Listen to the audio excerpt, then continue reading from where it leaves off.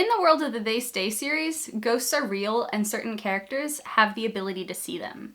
The ghosts and the way that they work may be mysterious to you, but they're not mysterious to me. So in this video, I'm going to share with you how I built the ghost system in my series and share with you all of the details of the world building that might not have made their way into the books. Because the characters discover more and more about this ghost system as the series progresses, this video will have spoilers for the first 3 books in the They Stay series. It won't spoil the plot, but just the things that they discover about the world. I will not be including anything from books 4 and 5 in the series because they have not been published yet, and so I will probably make an updated video or version of this video after those books come out, sharing the most up-to-date information. Before we get started, this video is based on the young adult supernatural thriller book They Stay by yours truly. If you have a second, I'd be so grateful if you could hit the like button and subscribe to my channel. It really helps me with the algorithm and getting these videos to more people. Also, if you enjoy these books and enjoy what you watch in this video, I'd be super happy to hear from you in the comment section below, but if you'd rather not, that's totally fine. So when I started building this world, I already had the idea for the story, and I built a lot of it as I wrote. So a lot of this world building happened organically. I didn't have everything figured out in book 1, and layers upon layers were added as I got further along in the series. And this really worked for me because the characters were learning more about the world, and I also was at the same time. And so their level of knowledge grew as the books went on, and then I'd have to come up with different answers to these questions. But the first thing that I figured out about this world is that every single person who dies on Earth becomes a ghost. Every body has a soul in it, and so when that body expires, the soul leaves the body and fades pretty quickly on to the other side. Not every soul lingers on Earth as a ghost. A lot of people or souls just cross right through the veil that separates this other side from the real world. One of the things that determines whether they linger on Earth or not is whether they still have a reason to be on Earth. Like they have a bone to pick with someone who's still alive, they have unfinished business, they had a really traumatic death and haven't really recovered from it yet. If they're really angry about something or just have this unfinished business or this feeling inside of them like they can't go and fade away yet, then they linger as a ghost. During book 1 of the series, none of the characters know where the ghosts go when they fade away, but here's a quote from the first book. Once people die, they exit their bodies and transform into versions of themselves made of mist and moonlight. I can't touch them. Most people don't even see them. They wander the earth until they fade away and sink back into its fabric after a few years. Sometimes more, sometimes less. My friend Mrs. Lewis has lived in the cemetery for close to 10 years, but when my mother died, she faded away before I even got a chance to see her. Every soul that fades away goes to the other side, but all of the souls that linger on Earth as ghosts are little fledgling ghosts. They're not strong, they're very weak, they're almost completely transparent, they can't affect anything in the physical world, they can't touch anything or make anything happen. Every soul in this world is made up of energy, some fictional, supernatural, phantasmic energy that consists of the soul. And it's an actual type of energy, and there are characters in the series who can manipulate that energy and touch that energy or manipulate it with their mind, but it's not something that every character can do. But it's a sort of tangible energy thing. So when ghosts fade away to the other side, because everything on the other side is made of that energy, the ghosts absorb that energy and ultimately become more powerful the older they are and the longer they stay on the other side because they accumulate it from around them. But on the Earth side, they don't have that kind of energy and they get weaker and weaker and weaker until they eventually fade away through the barrier, and then they start increasing how much energy they have after. I made this decision because I didn't want all of the ghosts to have the ability to do things on Earth. I felt like that would make a lot of the characters' problems too easy, especially because they have a lot of ghost friends in book 1. Souls are allowed to linger anywhere they want. They can wander, they can move around. They're not tied to an object or a place like they are in a lot of horror movies. Some go and hover around their families, watching them, trying to be around them. Other souls get fed up with doing that because nobody can see or hear them, and so they go to the cemetery or other places where they know ghosts are. The cemetery in the book is a sort of hub for ghosts, because a lot of the people who are buried there, they'll like go there with their families and then see the bodies be buried, like their own bodies be buried, and then see all of the other ghosts around there who have already made friends because the same thing happened to them, and so they have this friendship clique in the cemetery. Some of them fade away really quickly, others take a really long time, and they all have their own individual feelings about that. Some of the ghosts in book 1 really, really hate that. They want to fade away. They're done being a ghost, and they're super bored of just having to sit around and not do anything because they can't touch anything.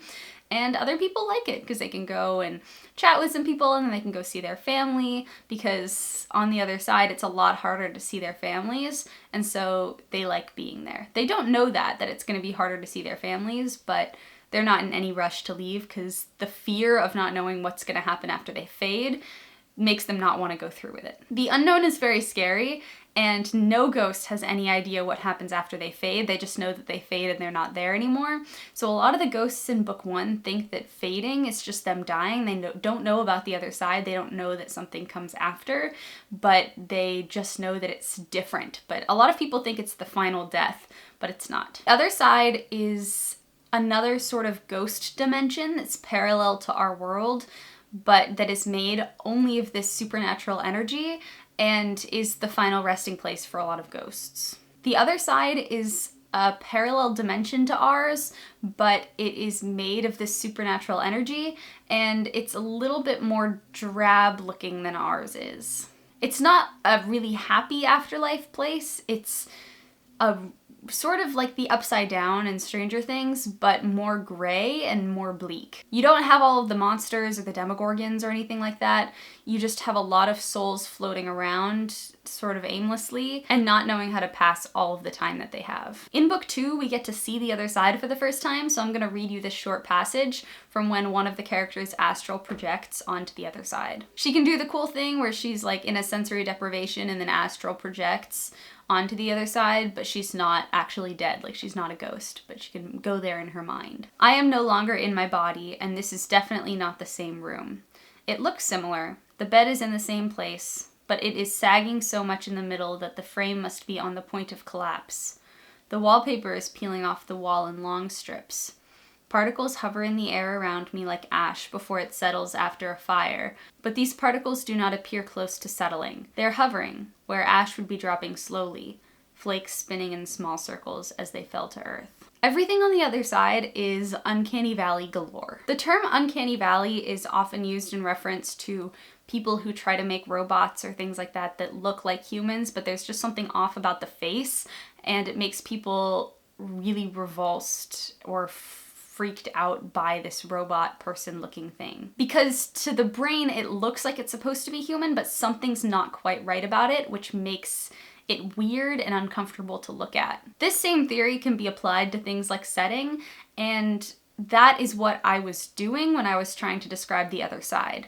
Like, things look similar to how they look in real life, but there's something strange about it, or it's slightly off kilter, or the ceiling is sagging, or the doorknob is much bigger than it should be. Everything on the other side is a broken, scraggly version of itself. This is the description of a house on the other side. In real life, it was this exquisite, beautiful, like gothic red mansion with these bricks and grand, bold architecture. Small particles hover around me in the air, like the ones that did last time I was on the other side, but I am no longer in the forest where I came from.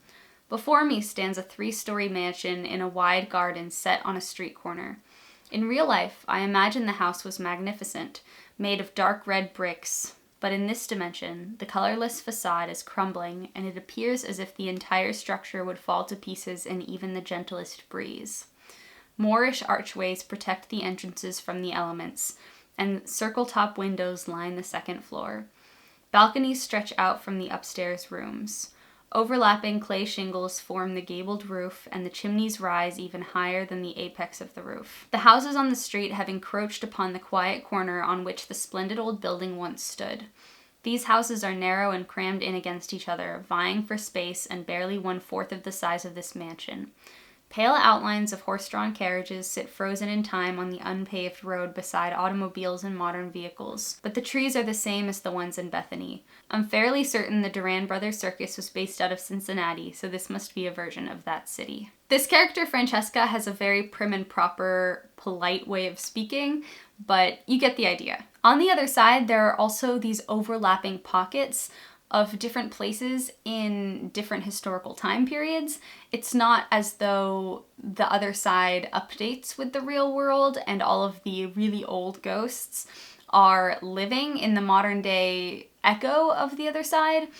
It's all of these little pockets of the other side exist on top of each other. It's a very multi-dimensional other dimension, kind of like layers of an onion. Here's another description of a fairly standard neighborhood house. A pathway snakes through a web of bone-dry ferns.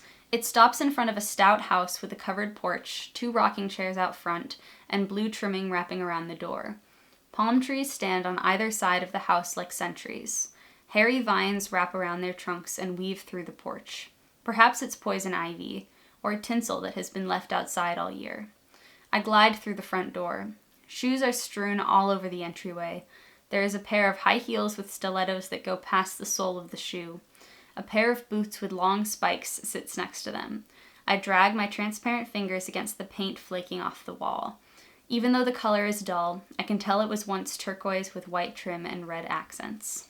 This uncanny valley thing also applies to some animals on the other side.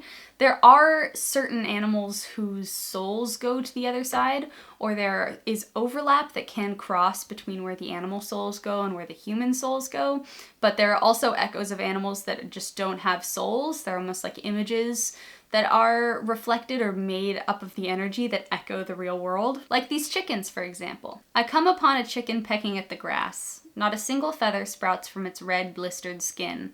It raises its head, displaying gaping holes where its eyes should be. But not everything on the other side is as depressing as it looks. At the end of book 3 in the series, Francesca finds a pocket in the other side that is actually not that depressing at all. Curling my toes into the soft soil, I examine my surroundings. I am standing on a flat plain that appears to stretch on forever in every direction. The grassland is peppered with rocks and the occasional scraggly tree. The grass dances in the breeze. Everything is warm. It is as though my entire body is a canteen filled with water that is the perfect temperature.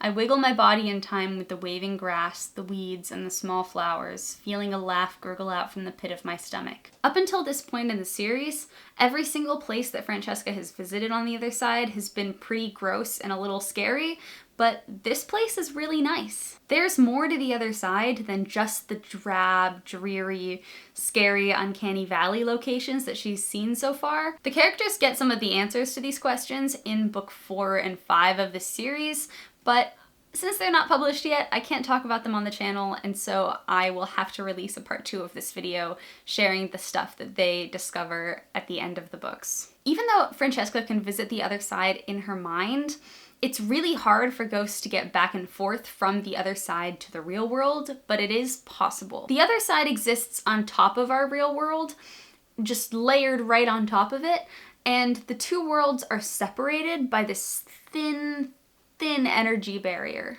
The energy from the ghost world balances out the energy in the real world. Both of these forces have to be somewhat in balance in order for everything in the world to run how it's supposed to. If the other side gets way too much energy and gets too powerful, there are going to be really bad consequences in the real world, and also the other way around. So it's pretty hard to get in. So it's hard for the ghosts to get back and forth. Because the barrier is made of energy, there are times where there are little gaps in the membrane, and it is more of an organic thing when little gates will sometimes appear and then heal up really quickly. They'll open and they'll close right away, and it's unpredictable where they're gonna open and how frequently they're gonna make themselves available to ghosts, but there are pockets of geography where it's more likely to have more gates than other parts of the world. It's not a perfect even distribution. In some areas, the wall is much thinner between the other side and the real world, and in other places, the wall is much thicker, and it's pretty much impossible for any ghost to come back and forth. The town where this book is set is one of those places where it's easier for ghosts to get back and forth, which is a world building choice that I obviously made to make the entire plot of the series possible. So that's it for this video on how the ghost system in the They Stay series works. I hope you enjoyed it. If you did, please make sure to like the video and subscribe to my channel. My name is Fraise. I am the author of the young adult supernatural thriller They Stay series, and I make videos on this channel sharing exclusive behind the scenes content, backstories, character relationship timelines, life of videos, and more. If you haven't read any of my books and are interested in checking them out, I have the full uninterrupted audiobook of They Stay available on the channel right now, which I've linked in the description of this video, so I would really appreciate it if you would go check that out and see if you like it. I hope you have a great rest of your day, everybody, and as always, happy reading.